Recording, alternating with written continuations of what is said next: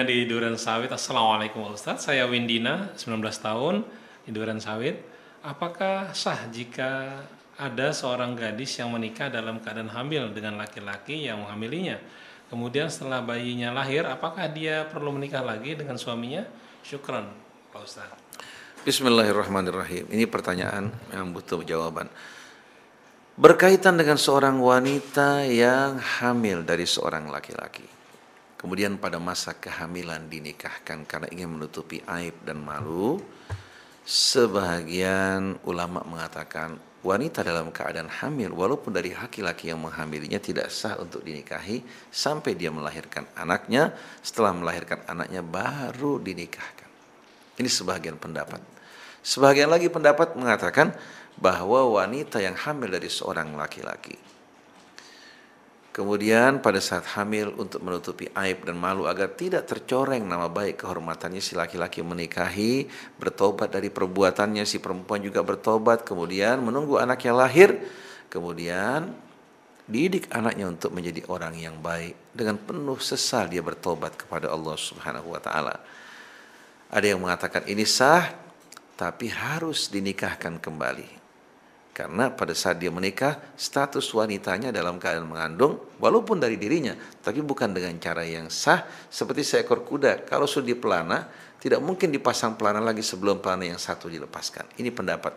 Ada lagi yang mengatakan tidak perlu dinikahkan kembali. Tapi yang paling penting perlu kita ingatkan, seorang laki-laki kalau pernah berbuat salah, seorang wanita melakukan kesalahan sampai dia hamil, kemudian mereka menikah, bertaubatlah, sesali perbuatannya. Kemudian sambut anak tersebut yang lahir dengan cara yang baik, didik untuk beriman, bertakwa, mendirikan sholat. Mudah-mudahan tobat mereka dengan mendidik anak ini akan mendapatkan ampunan dari Allah. Dan Allah bukan Tuhan yang betul-betul mencintai penyiksaan terhadap hambanya. Allah membenci dosa, melarang kita melakukan perbuatan keji karena Allah berbelas kasihan terhadap kita. Karena perbuatan keji merupakan jalan yang salah bagi kita, bukan jalan yang membawa kebahagiaan.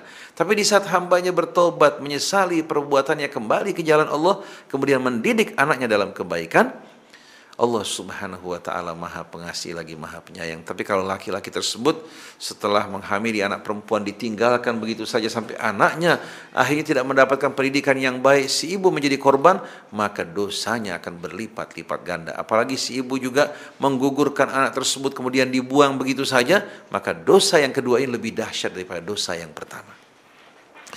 Jadi hendaklah kita berhati-hati. Adapun berkaitan dengan nasab anak ini, menurut pandangan sebahagian ulama seperti Said Ibnu Zubair, Al-Hasan, termasuk Ibnu Taimiyah, Ibnu Qayyim, mereka mengatakan kalau memang itu dari laki-laki tersebut dapat dinasabkan pada ayahnya dan dia bertanggung jawab terhadap anak tersebut, si anak menerima warisan. Karena kalau tidak dinasabkan pada ayah yang menghamilinya, si anak akan betul-betul mengalami pukulan yang berat.